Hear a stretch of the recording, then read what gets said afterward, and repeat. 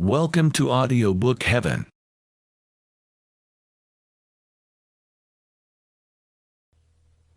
The Gambler, by Fyodor Dostoevsky.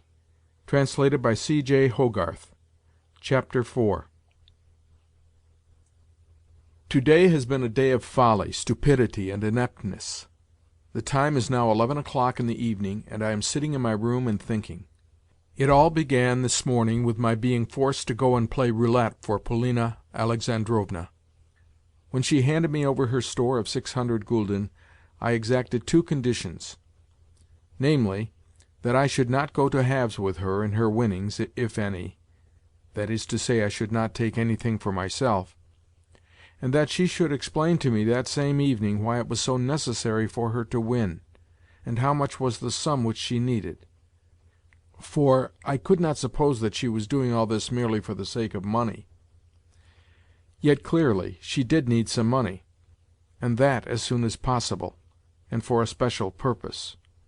Well, she promised to explain matters, and I departed. There was a tremendous crowd in the gaming rooms. What an arrogant, greedy crowd it was!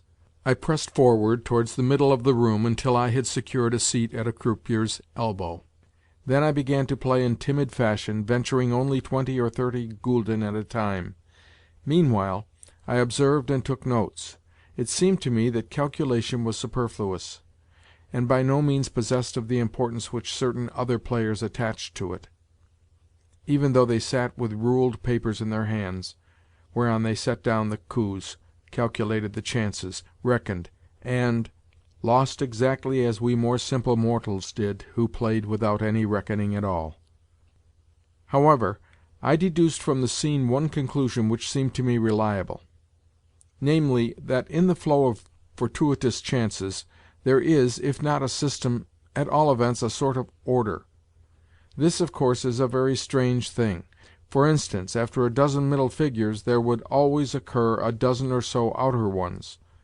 Suppose the ball stopped twice at a dozen outer figures. It would then pass to a dozen of the first ones, and then again to a dozen of the middle ciphers, and fall upon them 3 or 4 times, and then revert to a dozen outers, whence, after another couple of rounds, the ball would again pass to the first figures, strike upon them once, and then return thrice to the middle series, continuing thus for an hour and a half, or 2 hours. 1, 3, 2, 1, 3, 2.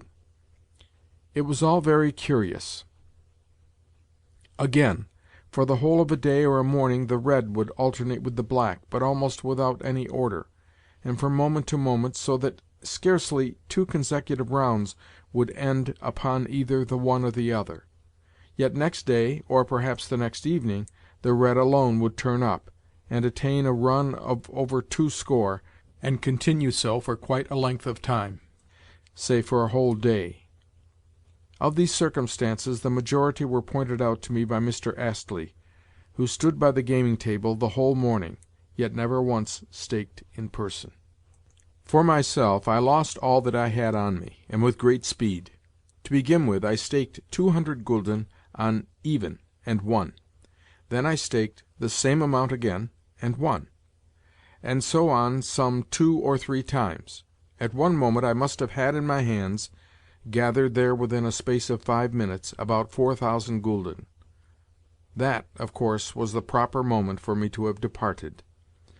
But there arose in me a strange sensation as of a challenge to fate, as of a wish to deal her a blow on the cheek, and to put out my tongue at her. Accordingly, I set down the largest stake allowed by the rules, namely 4,000 gulden, and lost. Fired by this mishap, I pulled out all the money left to me, staked it all on the same venture, and again lost.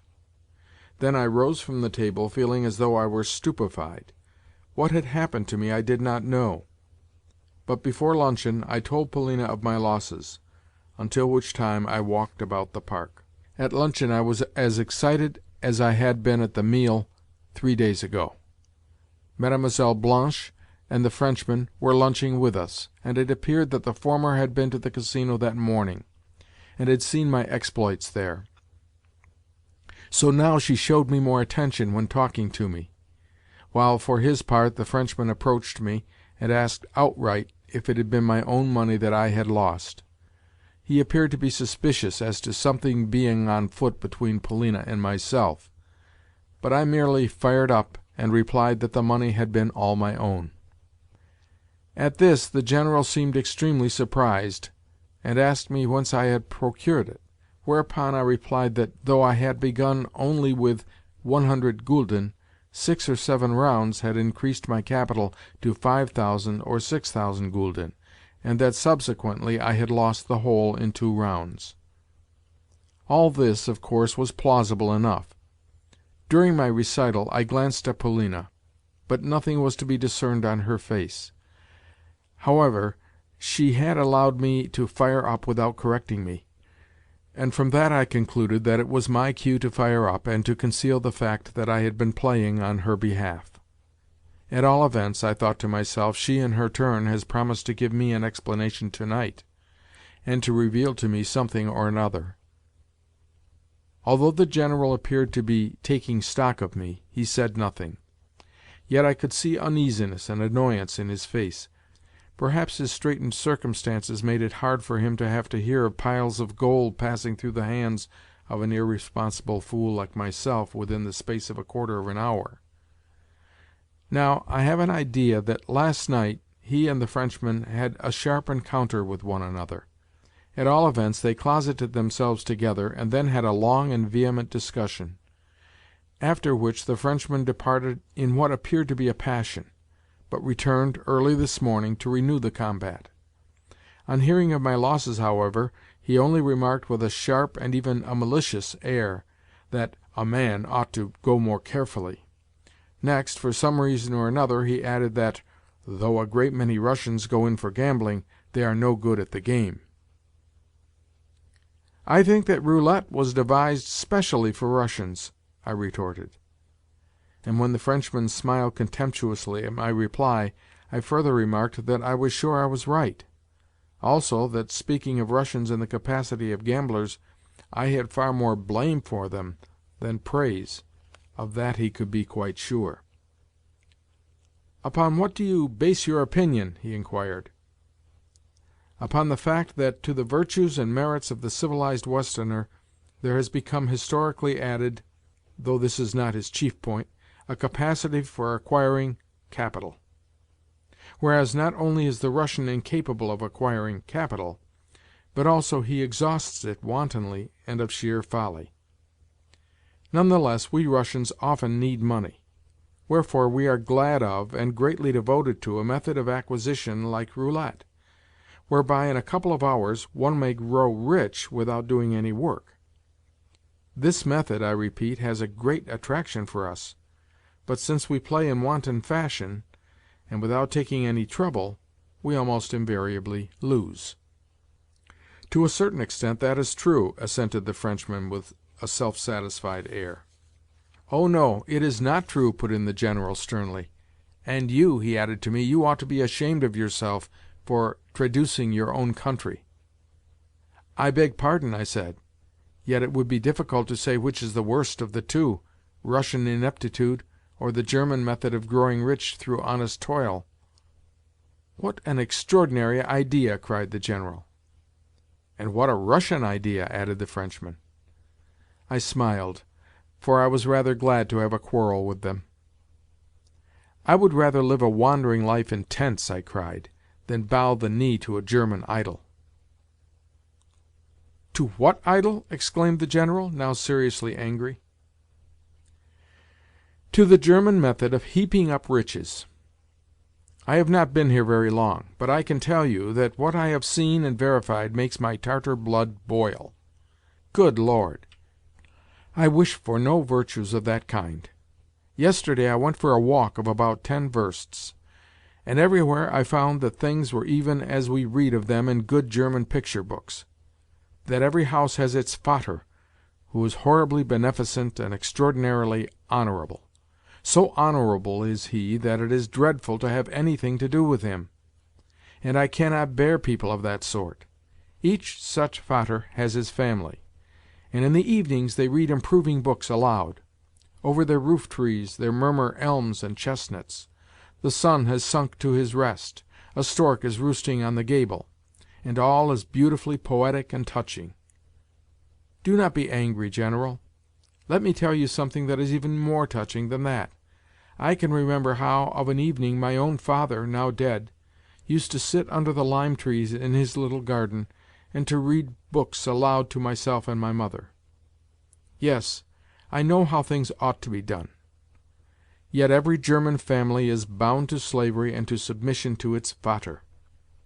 They work like oxen, and amass wealth like Jews. Suppose the Vater has put by a certain number of gulden, which he hands over to his eldest son, in order that the said son may acquire a trade or a small plot of land. Well, one result is to deprive the daughter of a dowry, and so leave her among the unwedded. For the same reason, the parents will have to sell the younger son into bondage or the ranks of the army, in order that he may earn more towards the family capital. Yes, such things are done, for I have been making inquiries on the subject. It is all done out of sheer rectitude, out of a rectitude which is magnified to the point of the younger son believing that he has been rightly sold, and that it is simply idyllic for the victim to rejoice when he is made over into pledge. What more have I to tell? Well, this: that matters bear just as hardly upon the eldest son. Perhaps he has his Gretchen to whom his heart is bound, but he cannot marry her, for the reason that he has not yet amassed sufficient gulden. So the pair wait on in a mood of sincere and virtuous expectation, and smilingly deposit themselves in pawn the while.